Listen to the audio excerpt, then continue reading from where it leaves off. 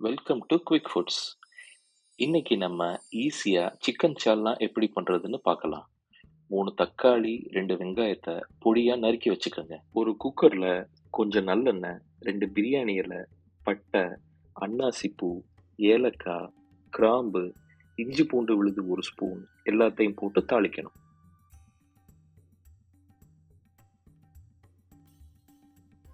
இதுல வெட்டி வச்ச வெங்காயம், தக்காளி, கொஞ்சம் உப்பு சேர்த்து வதக்கிக்கங்க. மசாலா எல்லாம் ஒண்ணு ஒண்ணா இப்போ சேர்த்துடலாம்.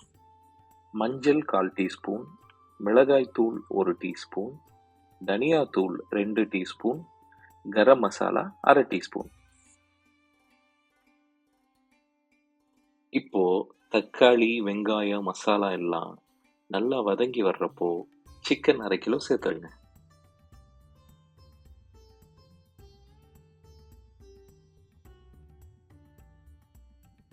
மசாலா எல்லாம் சிக்கன்ல கோட் ஆகுற மாதிரி கலந்து விட்டுருங்க. சிக்கன் கலர் சேஞ்ச் ஆகி வெந்து வர்றப்போ 3 கிளாஸ் தண்ணி சேர்த்துருங்க.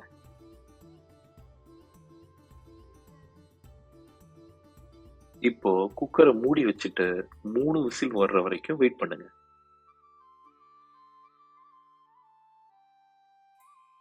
அதுக்குள்ள நம்ம மசாலா ரெடி பண்ணிக்கலாம். சால்னாக்கு தேவையான மசாலா அரைக்கிறதுக்கு ஒரு மிக்ஸி ஜார்ல 1 கப் துருவின தேங்காய், 1/2 டீஸ்பூன் சீரகம், 1/2 டீஸ்பூன் சோம்பு சேர்த்து கொஞ்சம் தண்ணி விட்டு நைஸா அரைச்சிக்கோங்க. சால்னா திக்கா வேணும்னா 5லிருந்து 10 முந்திரி பருப்பு இதோட சேர்த்து அரைச்சிக்கலாம். குக்கர் விசில் இறங்குனதும் மூடியை ஓபன் பண்ணி நம்ம மிக்ஸியில அரைச்சு வச்ச மசாலாவை இதுல கலந்து விட்டுருங்க.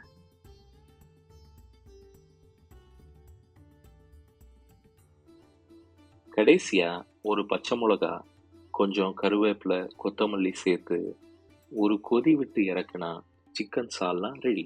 தோசை, இட்லி, சாதம், சப்பாத்தி, பரோட்டா இது எல்லாத்துக்குமே இந்த சிக்கன் சால்னா ஒரு அட்டகாசமான காம்பினேஷன். நீங்களும் வீட்டில் ட்ரை பண்ணி பாருங்க. மறக்காம எங்க சேனலை சப்ஸ்கிரைப் பண்ணுங்க. தேங்க்ஸ் ஃபார் வாட்சிங்.